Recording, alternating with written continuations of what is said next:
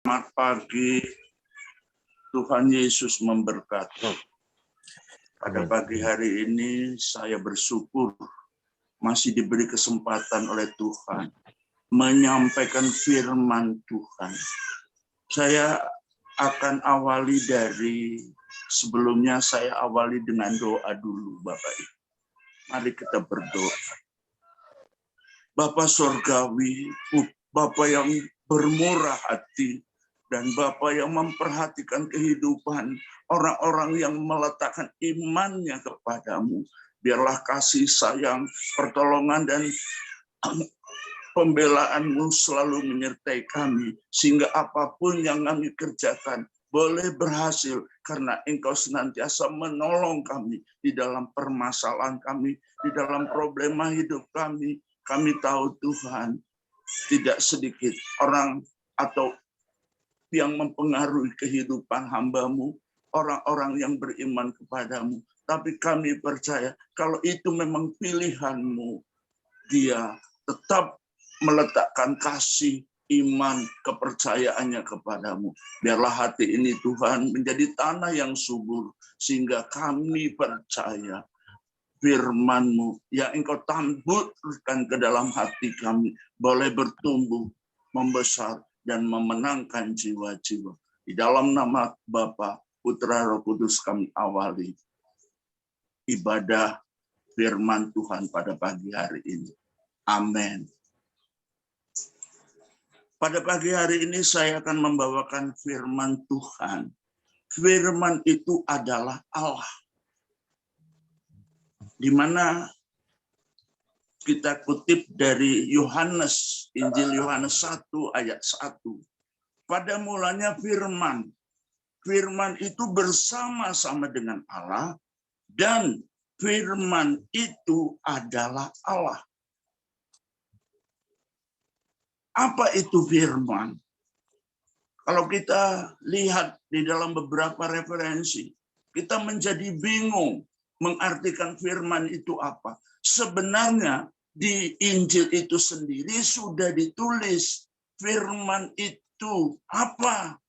Yohanes 6 ayat 63 dikatakan di situ, rohlah yang memberi hidup dan daging sama sekali tidak berguna. Perkataan-perkataan yang Yesus katakan kepadaku adalah roh dan hidup.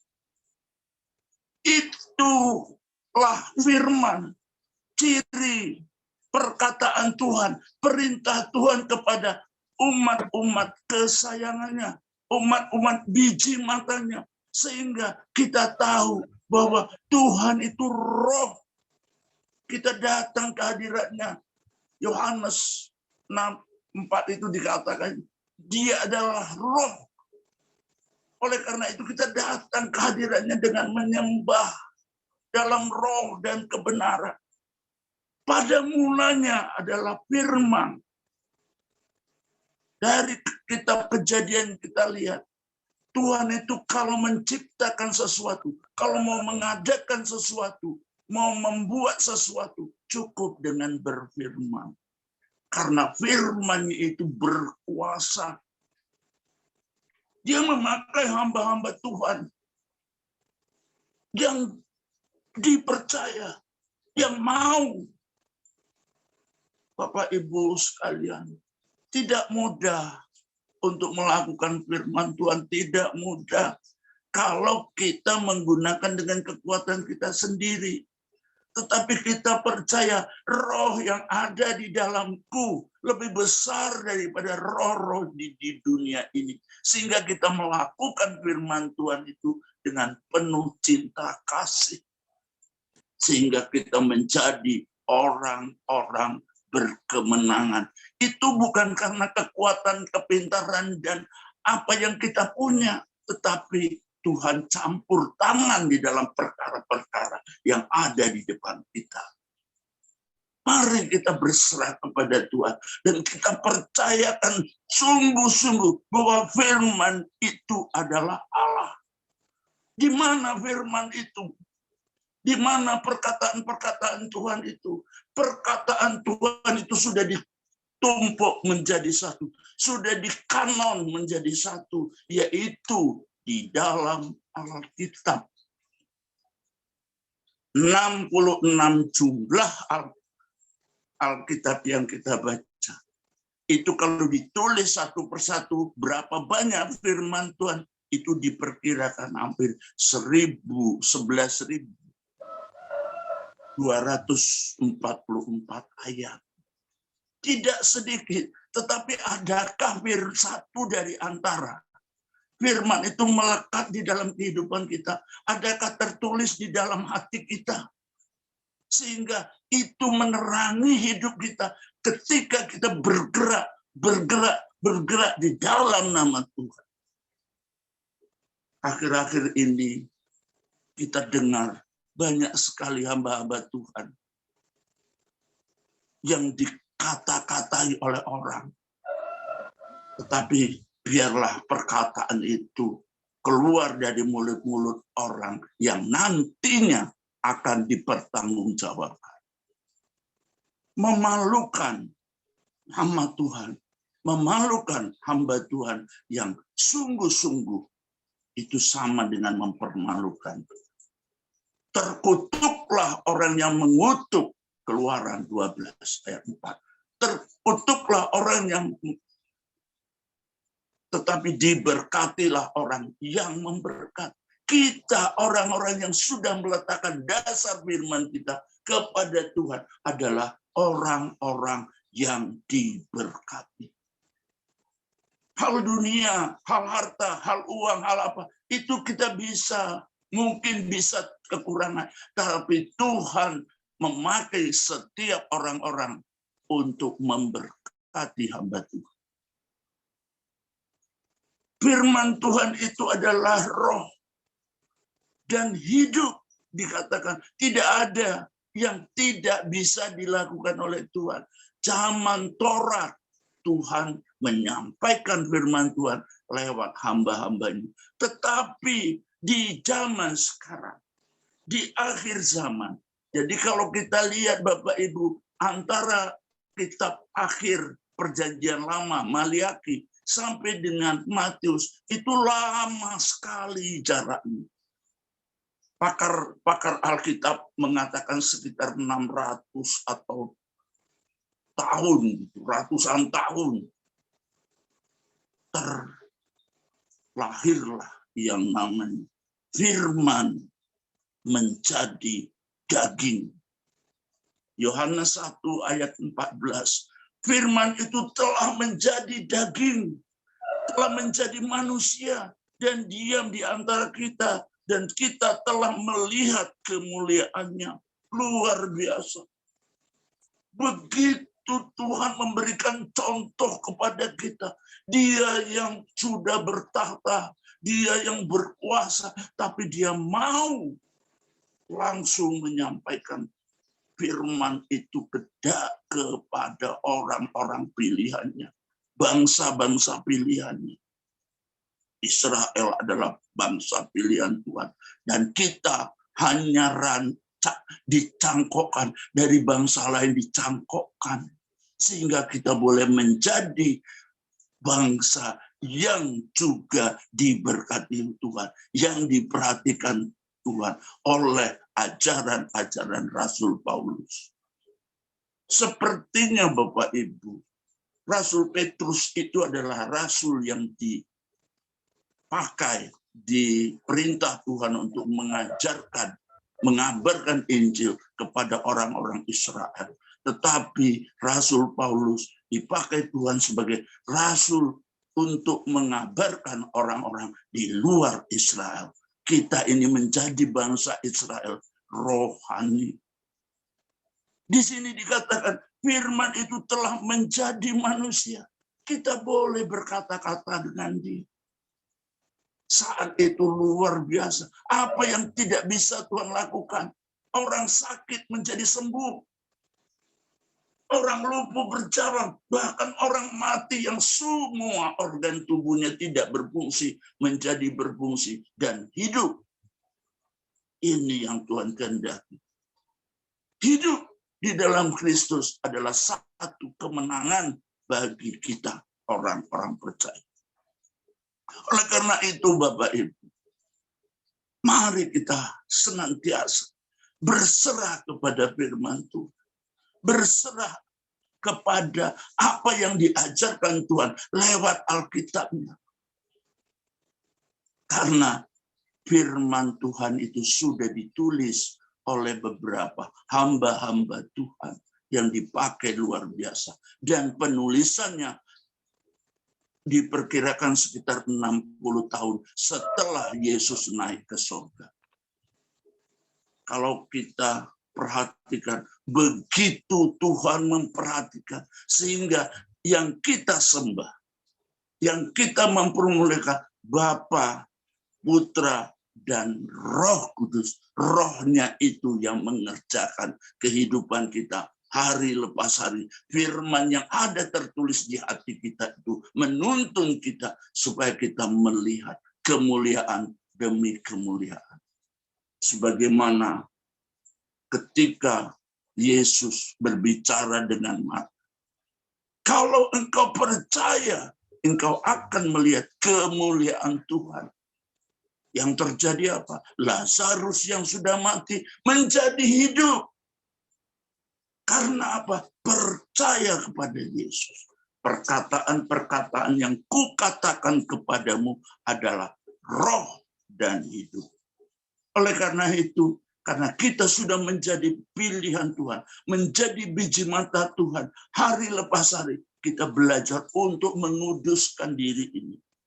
Yohanes 17 ayat 17 itu dikatakan, kuduskanlah mereka dalam kebenaran. Di situ penekanannya adalah firman-Mu. Perkataan Tuhan itu adalah kebenaran. Jadi yang kita percaya itu sekarang Tuhan. Hati-hati Bapak Ibu, akhir zaman ini banyak orang yang mengata, banyak hamba Tuhan berkata, Tuhan berkata kepadaku, siapa dia? Padahal Alkitab mengatakan. Jadi fokuskan hari lepas hari kepada pengajaran firman Tuhan di dalam kehidupan kita. Jangan mengandalkan manusia. Yeremia itu jangan mengandalkan, tapi andalkanlah Tuhan, penolong, pelepas, pembebas kehidupan kita dari belenggu-belenggu dunia yang mengikat. Haleluya. Kita sebut Yesus, tolong. Saya berkali-kali senang dengan firman ini. Dan banyak orang yang saya ajarkan. Hanya firman yang dapat menyelamatkan kamu. Siapa dia? Yesus Kristus. Bapa, Putra, dan Roh Kudus yang senantiasa menolong dalam kehidupan kita. Bapak, Ibu sekalian, apa yang kita katakan, apa yang dikatakan Tuhan, itu tidak pernah kembali dengan sia-sia. Matius 5 ayat 18 itu dikatakan. Matius 5 ayat 18. Karena aku berkata, karena Tuhan berkata kepadaku, sesungguhnya selama belum lenyap langit dan bumi ini, satu iota, satu titik pun tidak akan ditiadakan dari hukum Taurat sebelum semuanya terjadi. Tuhan memberikan firman dan siapa yang melakukannya? Dialah orang-orang yang berkemenangan. Siapa dia? Kita yang percaya kuasa darah Yesus menyelesaikan perkara-perkara kita. Bukan tidak sedikit perkara orang di dunia ini. Tidak sedikit. Tetapi terlalu banyak. Bagaimana mengatasinya? Kita tidak mampu. Terus apa yang kita lakukan? Kita serahkan kepada Tuhan. Sehingga Tuhan berkata, yang letih, lesu, dan berbeban berat. Haleluya. Tuhan suruh datang kepada dia. Agar apa? Agar ringan beban Tuhan. Agar ringan. Dan sukacita itu menyala-nyala di dalam kehidupan kita. Bersukacita sehingga orang Kristen dimanapun dia pergi, mesti pujian itu keluar dari mulut. Haleluya. Tuhan itu tidak membiarkan kita sedih. Tuhan itu tidak membiarkan kita yatim piatu. Tetapi dia selalu memberi kita satu penghiburan. Satu janji yang tidak diberikan dunia. Dan kita nanti-nantinya, setelah kita menang di dalam perlombaan dunia ini, Tuhan akan berikan tempat yang layak bagi anak-anaknya. Bapak Ibu sekalian dalam kasih Tuhan. Memang kita senantiasa belajar. Jangan tinggalkan Alkitab dalam kehidupan kita menghadapi dunia ini. Tetapi bacalah. Syukur Bapak Ibu bisa mengingatnya. Sehingga apa yang dikatakan oleh hambanya, telinga kita senantiasa dengar-dengaran.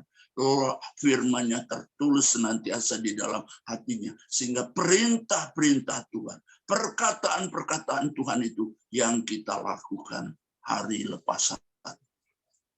Berjalannya waktu, manusia itu bukan tambah muda, tetapi tambah tua.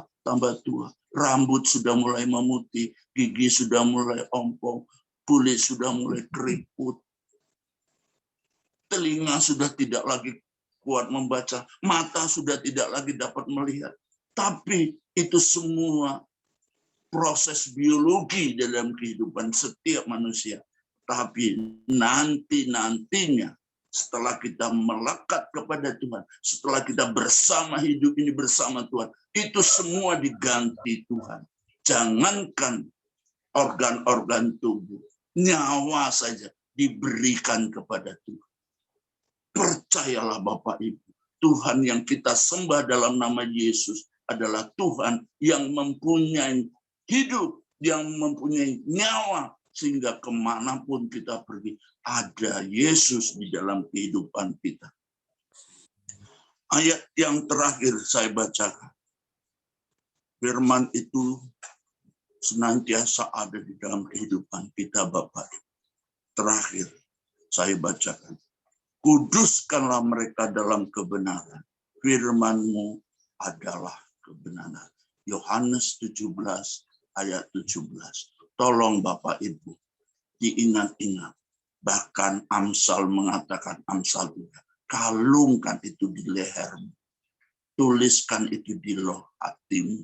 Tidak lagi di loh batu, tidak lagi di tembok-tembok ditulis besar-besar, Allahku Maha Kuasa. Tidak lagi, tetapi yang lebih penting yang nantinya akan kita bawa bersama dengan roh kita, firman-firman yang ada di dalam kehidupan kita. Dan siapa yang melakukannya, dia akan mendapatkan mahkota dari Tuhan. Haleluya. Akhiri dengan doa. Bapa Sorgawi, kami mengucap syukur dan terima kasih Bapa. Tidak seberapa memang firman, sebagian dari firman-Mu ini kami dengar. Biarlah itu menjadi pedoman kami, menjadi arah hidup kami, bahwa Tuhan yang kami sembah di dalam nama Yesus adalah roh yang menghidupkan. Bapa, Engkau berkati semua orang yang mendengarkan. Biarlah kasih dan kemurahan, pembelaan dan jalan keluar. Ketika kami mendapatkan kesulitan, Engkau menyelesaikannya tepat waktu. Dan biarlah hamba-hamba-Mu yang ada di Zoom ini Tuhan, mendapatkan berkat yang daripada-Mu. Karena kasih dan sayang-Mu. Dalam nama Bapa, Putra, Roh Kudus, kami sudah berdoa. Haleluya. Amin. Silakan.